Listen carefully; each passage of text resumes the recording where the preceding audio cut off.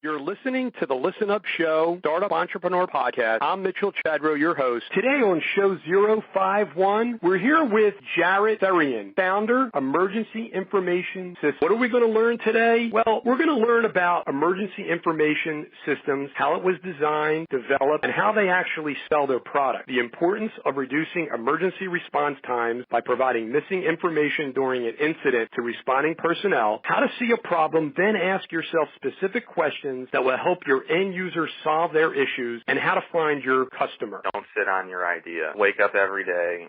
I started out by spending 15 minutes a day as a high school student, running track, going for my Eagle Scout award. I was busy. Not as busy as I am today, but back in the day, being a student, I thought I was busy, of course. And I just sat down and I said 15 minutes a day, and I made small steps every single day to get to where I am now, where I know who my customer is, I know what my pricing is, I know what my product is. That's where everyone really wants to get to. Listen up, trusted friends. It's your business, it's your family, it's your life. Now let's get started. Please sign up to my email list for the latest special offers exclusive for our Listen Up Show Startup Entrepreneur Podcast audience at mitchellchadro.com/sign-up. I have been providing business advice, resources, and help to entrepreneurs for over 20 years, and I'm looking forward to helping all of you. Sign up for my email list, again, at mitchellchadro.com/sign-up. I will provide you with full transcript for each interview, my ebook, 30 Tools to Start Up, the Startup Checklist, and many other education and training materials, all back at mitchellchadro.com/sign-up. Now enjoy the show. Jared, how you doing this morning? Very good, Mitchell. How about yourself? Excellent. You know, Jared, in real estate, we always hear the mantra, location, location, location. But location's just not important for real estate. Apparently, it's also the single most important piece of information that emergency response personnel need to know. So can you tell us a little bit about that? Absolutely. So location is absolutely the most important thing that we need to know. Imagine you call 911 and, if we don't know where you are, then we can't come and help you. And that's actually one of the biggest pieces of information that we try to provide to emergency responders through our product. So tell us how the idea came about, got started. Sure. So this project's been going on for about 5 years now. It started as a project in high school. Basically what happened was I was a volunteer firefighter in Newington, Connecticut, where I'm from, and I was also a student at a magnet school over in Hartford, Connecticut. And when the Sandy Hook shooting occurred in Newtown, Connecticut, short 45-minute drive from my home and school, because of my unique perspective as a volunteer firefighter and a student, I got to see, I had a unique perspective into all of the changes that were occurring with both the emergency response process and school security in response to that incident. So I got to see just a lot of really cool things happening, but I noticed that in my research of those incidents and many other incidents around the globe, first responders lacked a lot of vital information they needed to respond to the incidents effectively. So we'd show up, basically we'd get a 911 call, and it'd just be like, hey, show up to this location. Show up to this address. And we have no idea what's going on. It could be an active shooter, it could be a medical emergency, you name it. But we'd show up and we wouldn't know what was going on. We wouldn't be able to go into the building, as quickly as possible. And, the emergency response process would just be relatively slow. So what I ended up doing was it started as a high school project and as my senior thesis, really. And I started to research the problem, and then it ended up over a couple of years developing into a startup at college. We're in the Drexel University Biota Incubator. It's just kind of developed over time into a two product line, as you mentioned earlier, the decal and the hardware product. How did you get interested in wanting to become a firefighter? Well, I wanted to do something. I was a Boy Scout, and I made my Eagle Scout. I was really involved with community service in middle school and high school, but I kind of wanted to take it a step further. I actually originally wanted to be a pilot in the Air Force, but my parents were kind of like, maybe that's a little dangerous. So they said, no, maybe we'll throw you into burning buildings instead. So I ended up going something a little easier, correct? I'll tell you what, right. A lot of people don't realize how difficult it truly is to go through the Eagle Scout process and to become an Eagle Scout. Can you tell us some of the things that you've learned there, the lessons that you've learned that you're using to help you in this actual startup? Sure. Just from the merit badges alone, you gain a lot of knowledge, but it really all comes down to that Eagle project.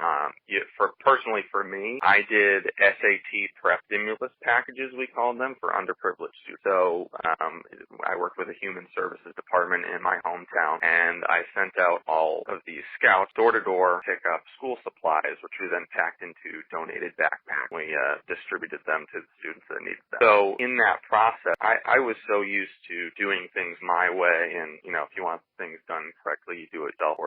But that's just so much work to do in a month and a half. We started in late August, and we needed them for September at the start of school. So it was we really got to get moving here. What I learned was delegation is key. You have to have a good team behind you. You have to have scouts or employees that know what they're doing, have special skills, and you need to be able to delegate tasks to them so that you can work as a team and get things done quickly and correctly the first time. You had this interest in becoming a firefighter, and it was from being a firefighter and seeing some of the problems and the issues in terms of the information that you were getting, the lack of that information that's made a light bulb come on and say, aha, maybe there's a problem here that I solved. Sort of go a little bit deeper into how the company, how you actually said, okay, this is how I'm going to go about solving this problem.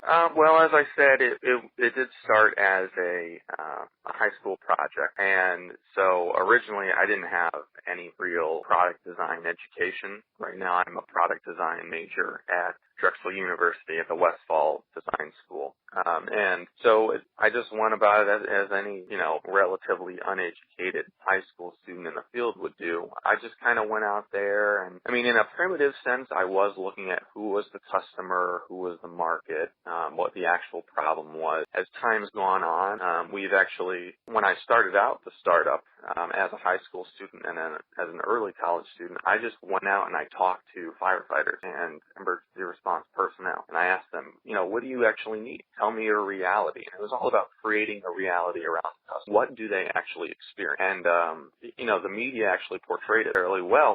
There were a lot of parallels in what they were saying and what I had already heard, as far as the information not being made available to them. And so I'd say over 100, maybe even close to 200 interviews with all these different people, I got to learn about what it was that was going on. And that's kind of how I approached it to begin with. As time went on, I got a little bit more advanced. Through Drexel, I learned a lot more advanced interview techniques, as far as heuristic analyses of products, which we actually used in a recent competition.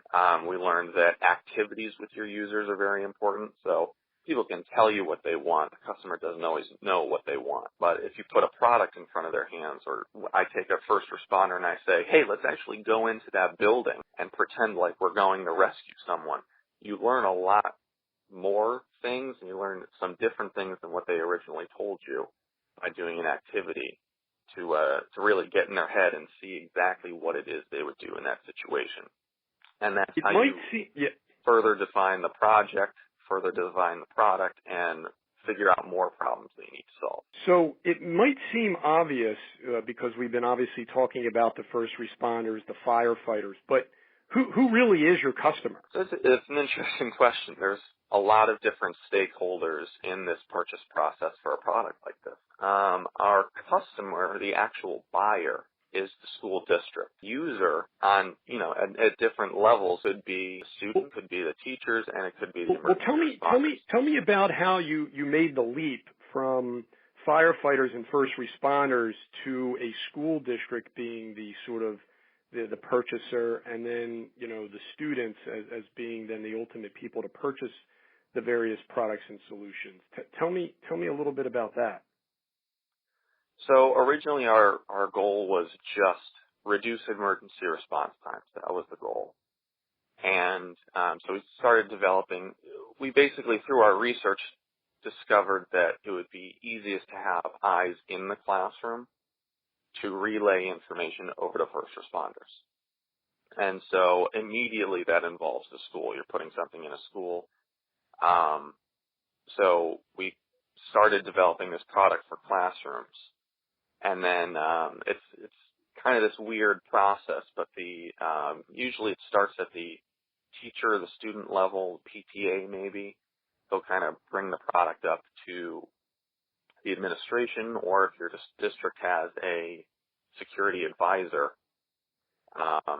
The security advisors can also be reached through other channels, such as trade expositions, trainings, education for, industry-specific certifications, any sort of trade show like that. We can also go to display to reach them.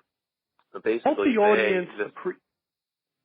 I was going to say is help the audience appreciate the actual products themselves. I mean, I know one is called Wayfinder Safety System. You have others that are window decals. Maybe by explaining the actual products themselves, would be a big benefit to the audience appreciating just exactly what it is that you're providing. So how does the company actually solve this problem? Sure. So we have two different product lines. We have the Wayfinder Safety System, which is comprised of safety decals, reflective safety decals, and we also have the Rapid System. Rapid stands for Response Accelerating Pinpoint Information Device. That's our trademark name.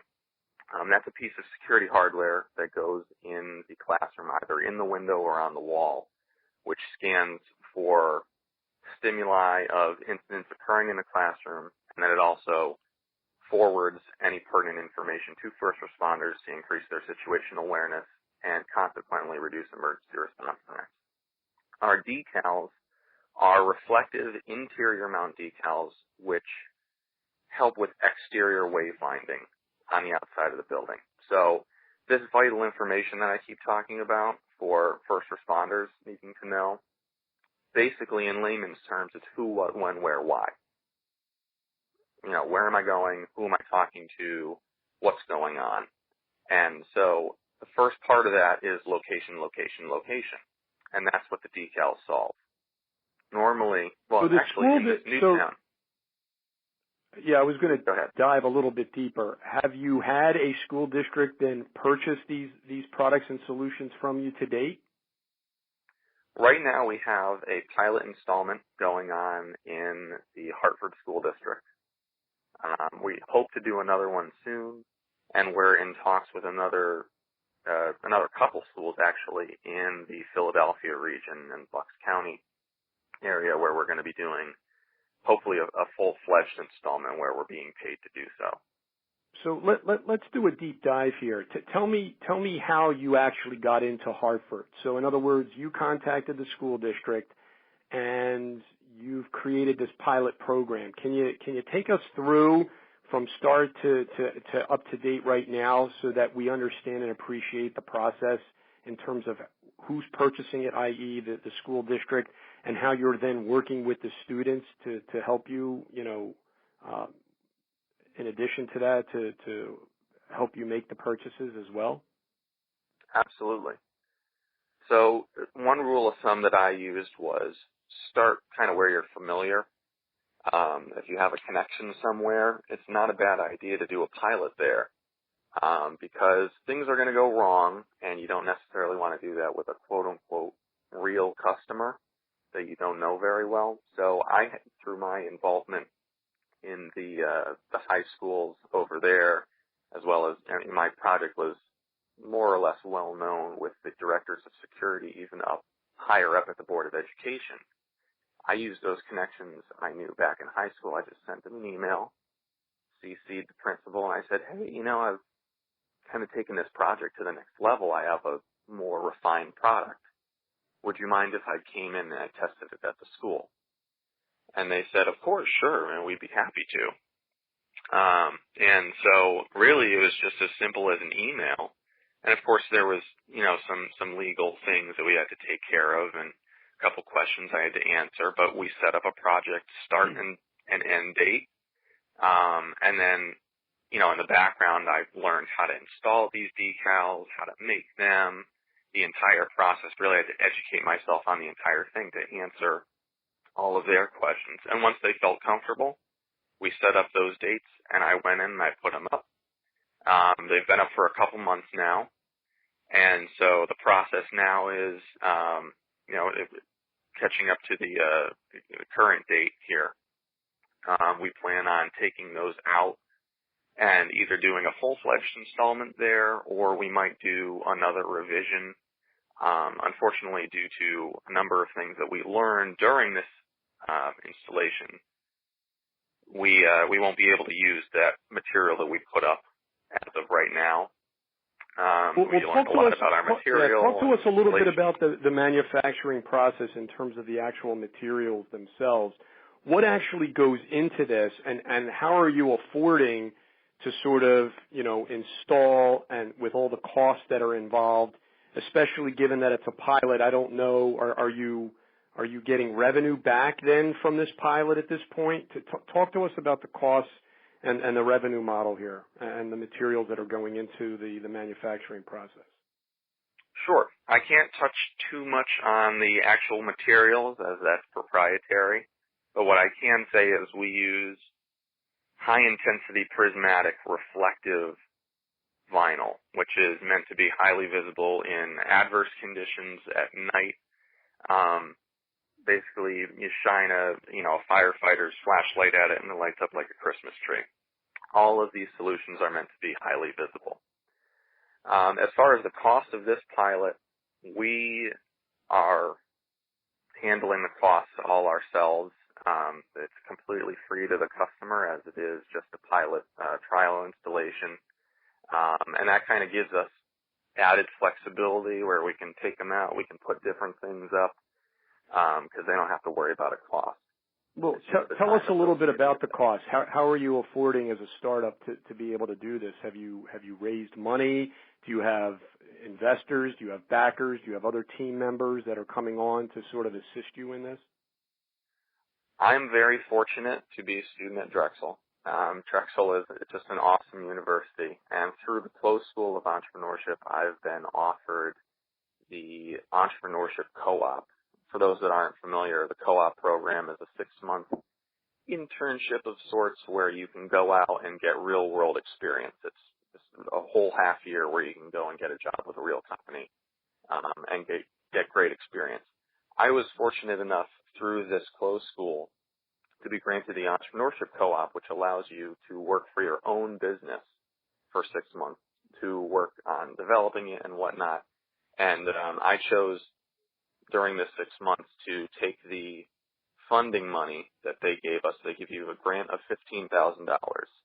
I chose to put that money towards this pilot and developing the decal product. So this pilot was funded in part by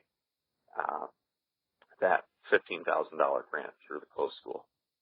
You mentioned trademarks, and it sounds as if you worked with a legal team there. Talk to us a little bit about your legal team and how you're affording that, and talk to us, since you weren't able to specifically mention more details about the materials. And do you have a patent? Are you filing a patent? Can you tell us about that process? Sure. Intellectual property is really important for any startup. Really gives you an upper leg over everyone else and your competitive advantage. But it's also important to keep it cheap and kind of bootstrap so you can save your money and really, really give your money a lot of mileage. So what I chose to do was I went with a pro bono service. There's a lot of universities around Philadelphia. I personally went up to Connecticut and I worked with University of Connecticut Intellectual Property Law Clinic. But they have three programs. It's called the intellectual. So in Hartford, Connecticut, it's called the intellectual. It's called the IT Law Clinic, Intellectual Property Law Clinic. And who are you working with there in that regard? I couldn't give you a specific name. There's tons of students that come in and out, and I kind of switch around attorneys a lot. So do you have a provisional patent at this point? At this point, we just did the trademark, and the reason for that is all of the decal solutions, even though we're using a proprietary manufacturing process and limited production materials that we need special agreements with the producers to get, the assembly and other parts of the product itself are considered obvious and therefore unpatentable. For the hardware product, which we haven't really touched on yet, that hardware product is also using a lot of components that you could get off the shelf, so to speak. So by combining all these different products, the product itself in its assembly is considered obvious and therefore unpatentable. However, the electronic process that all of these parts of the product do to work together and actually, make the product as it stands is unique, and therefore that electronic process is patentable. So are you in the process of talking with the intellectual property service in Hartford to help you move forward with that? And how do you come up with the fee? Even though their service is free, there's still a fee, a filing fee for the patent itself. When the time comes, we'll certainly be considering them as a partner in that endeavor. So far, again, I've been using that Drexel Entrepreneurship Co-op grant of $15,000 to. So you haven't used all that, right? You haven't used all the funds up for this particular pilot program, correct? No, we still have some left that we'll be using. So how do the students in the school district then work with you? In other words, I see how the school district is the one that's making this particular purchase from you, but how do you then involve the students? They're not the students themselves help, but they're not the ultimate purchaser of your product and solution, correct? No, they are not. The school, the Board of Education, or in a private school, the consortium, or perhaps even just the Board of Trustees, if it's a singular school, makes that purchasing decision and ends up writing the check, so to speak. Right. But so yeah, go ahead. No, you were going to say about the students. The students do have a bit of lobbying power as far as their own safety. If they are aware of our products, they can bring them to the attention of teachers and the administration. Over at Drexel, there used to be a public safety student advisory board. So something along those lines where those students are representing the student body and they can identify emergency problems, which could be a way for products like mine to make it into schools like that if they're on the radar. I'm fairly familiar with the Bucks County and Philadelphia markets as I've grown up here in this area. So can you talk to us about, when you eventually do try to get into those locations, what something like this is going to cost? What does your revenue model actually look like going forward? We have a business-to-business model, of course, going into the school district. The entire purchase process, I kind of touched on a little bit earlier. Basically, the products are brought to the attention of the Director of Security, either through the students and teachers and the administration at the school level, or through some sort of trade show and expo, or some other industry training where we have a whole bunch of companies advertising all at once. At that point, that security director brings it up the food chain, shall we say, getting approval from the financial and budgetary, all the way up through the board and the superintendent to approve this and put it through to the schools. As far as the pricing, I'm not entirely sure how to answer your question. Well, you alluded to the fact of a proprietary manufacturing process. So you obviously are working with somebody, I believe, here in the United States to help you manufacture these particular products and the hardware that you had alluded to earlier. So, talk to us about, the cost and what you hope to then sell the ultimate product to the school districts for. Sure. I guess the big picture is the gross, what kind of gross revenue are we talking about, and how do you sort of scale this and ramp this up over time? So right now we are manufacturing all of the decals ourselves. We have the machinery and capacity to do so at this quantity right now. As we ramp up, we'll probably subcontract that out. The hardware products will be manufactured by either contract manufacturers. We plan on manufacturing all the components probably overseas to keep the cost down, and then we will bring them over here and assemble them here in the United States. You haven't done the hardware product for the Hartford School District at this point? No, we're actually looking at a couple of other schools that are interested in that. There are some logistical issues in dealing with larger districts, and that with budgetary and just the sheer size of them, and the hardware product is a completely different ball game as far as installation, of course, and cost. There are other schools that have expressed interest in the Bucks County area and installing the hardware product, and actually some universities, I'll say, have also been interested, so we're working on getting into those for the hardware product. It's also a matter of convenience as well. I'm down at Drexel, so I'm looking for a school very close by where I can go and look at this system every day and monitor it. When you mentioned proprietary manufacturing process, the first thought that came to my mind was you were working with someone outside of yourself. So the fact that you're actually sort of doing it in-house, so to speak, what makes it so proprietary in terms of the process? Because it sounds as if, the patent that we just talked about was not for a method or a process of the way it's actually manufactured. So what's proprietary about it? The material we're using,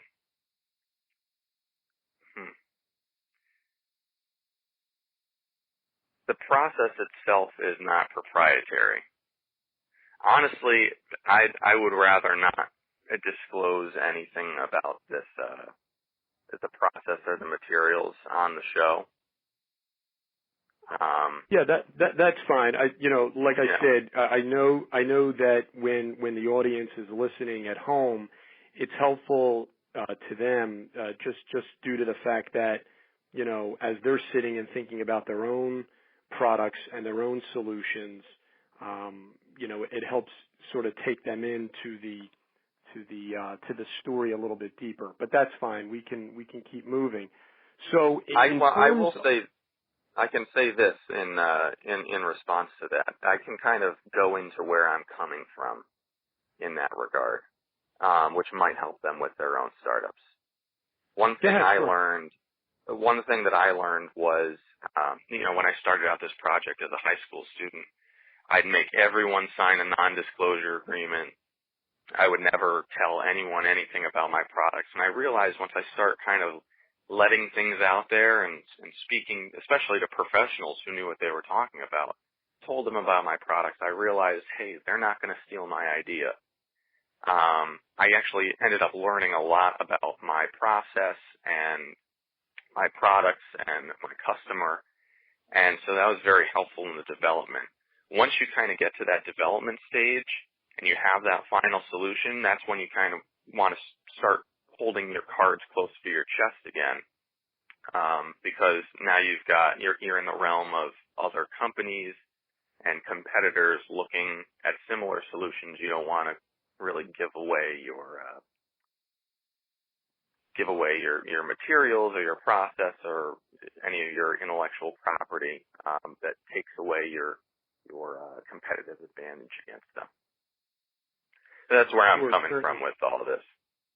That's great. You also mentioned on your website a lot of different resources. I know that you've already talked about the co-op grant money that you've received, the $15,000, and I know that you alluded to the fact of competitions. Have you gone into any competitions? Have you sort of gained additional revenue from other means? And maybe that would be helpful, not only in terms of what you've been able to do, but in other people out there thinking about how they can sort of continue to get additional revenue outside of just their inside their own family and friends. Sure. Biata The Biata Institute and the Close School is really great at forwarding resources that they find to students. And, college students across the Philadelphia area really have great advantages being in the city, and in, even the Delaware River Valley. This entire area has a ton of accelerator programs, incubators, fast pitch competitions, and it's kind of just like scholarships. You just have to go out and find the money and apply for it, or in this case, compete for it. And there is money there for you. And it's not just limited to school startups. There's tons of public programs which are aimed towards small businesses in the area as well. Personally, we've applied through, of course, the Drexel Co-op, but we also competed in a number of fast pitch competitions around the city. We just won second place in the Biata Incubators business model competition, where we validated some of the design decisions and pricing that we did for the decals and for our hardware product. And we've also pitched at Drexel Startup Day. They had a 60-second pitch round, as well as a number of external competitions and accelerators that we're currently applying for, which will provide further funding for further pilots and product development.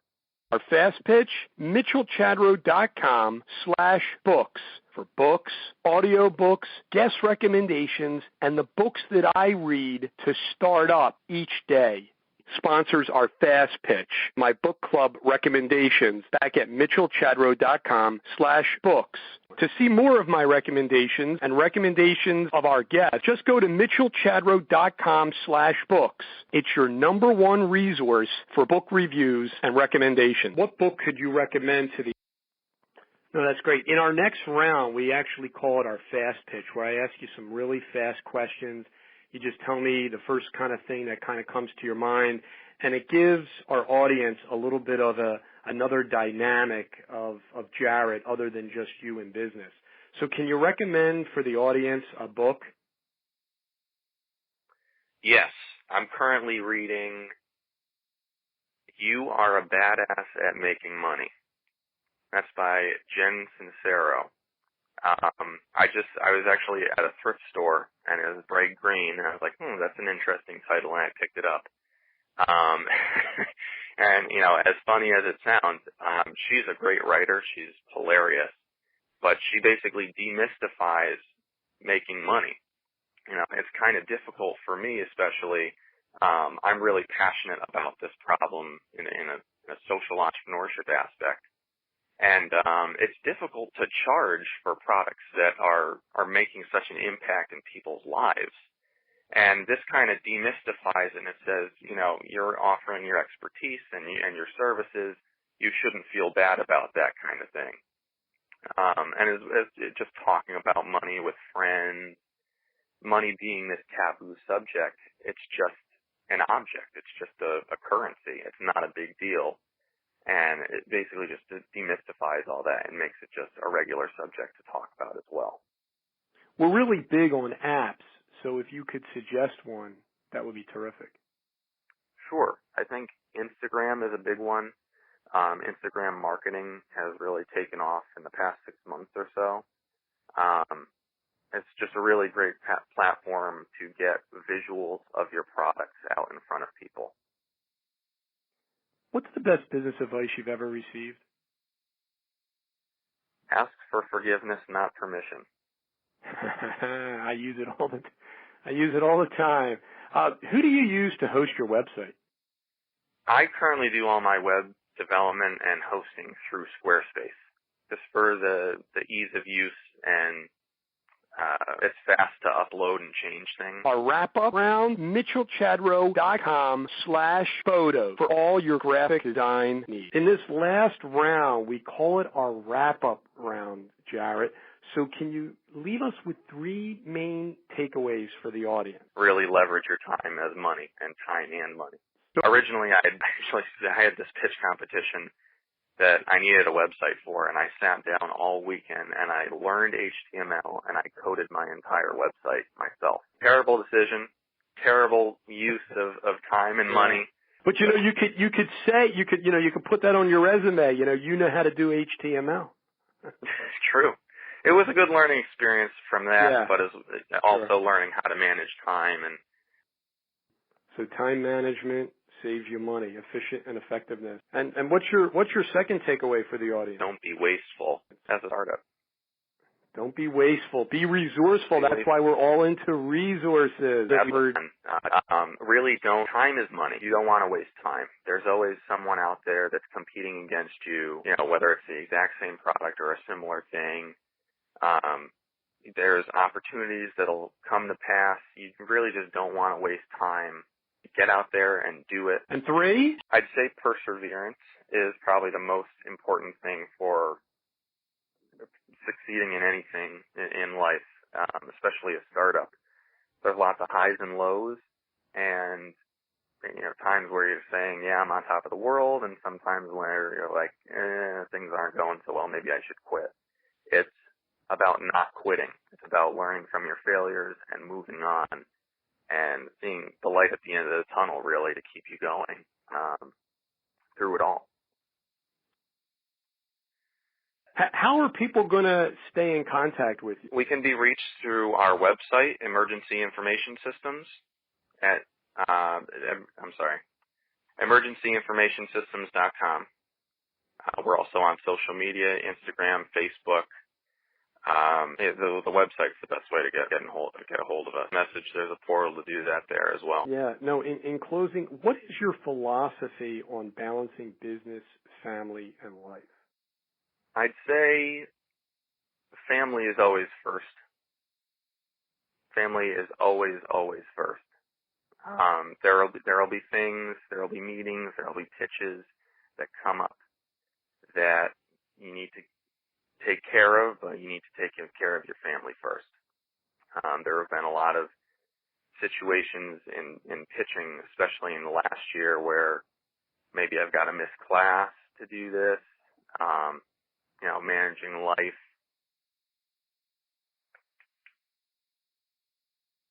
That's perfect. I'm trying to think of how I want to word things. I'm sorry. That's perfectly fine. I think you're doing awesome. And that number one takeaway was priceless. People are going to get a whole lot out of it. I just figured that now that you've had a few minutes to think about it, the second and third takeaway it can be very pithy. It can be very short and succinct and to the point. That I think would be most helpful to the audience just to kind of take away from. But that number one was classic. Let's see, we said don't waste time. I'm going to say don't waste time and don't waste money. Could be two different ones, but really. There you go. And don't waste money. It's when it comes right down to it, it's being resourceful. And as a young entrepreneur startup with limited resources, you have to find creative ways of doing things. And so that's why we're always talking about leveraging the resources that we have and looking around for additional ones that we can look to leverage. Jared, I've really thoroughly enjoyed our conversation. I want to thank you so very much for coming on. I also appreciate that iTunes recommendation that you wrote us. So I want to really thank you so very much about that. And we're really looking forward to hearing your continued success. I want to find out about, how you're doing in the Philadelphia and the Bucks County and Montgomery County market, which is local to us here. Of course, the podcast goes all over the nation. So thanks again, and we wish you really the best. You'll stay in touch, I'm sure. Absolutely, Mitchell. Thanks so much for having me. It's been a pleasure. Take care now. Bye-bye. Bye-bye. In closing, let me ask for my listeners' help. First, please subscribe to my email list at mitchellchadro.com/signup. You will get all the full interview transcripts, my ebook, 30 Tools to Start Up, where I talk about these free resources in show 006. You'll get the startup checklist, education and training materials, and other resources just by signing up at mitchellchadro.com/signup. Listen up, trusted friends. It's your business, it's your family, it's your life. Go out and live it. back at mitchellchadro.com/sign-up. Help me boost the rankings of the Listen Up Show, the Startup Entrepreneur Podcast, by providing a well-written review in iTunes. mitchellchadro.com/iTunes. It helps other people find the show. If you actually need instructions on how to do this, you can find that back at mitchellchadro.com/sign-up. Thank you so much for subscribing to my email list and providing a written review on iTunes. Until next time.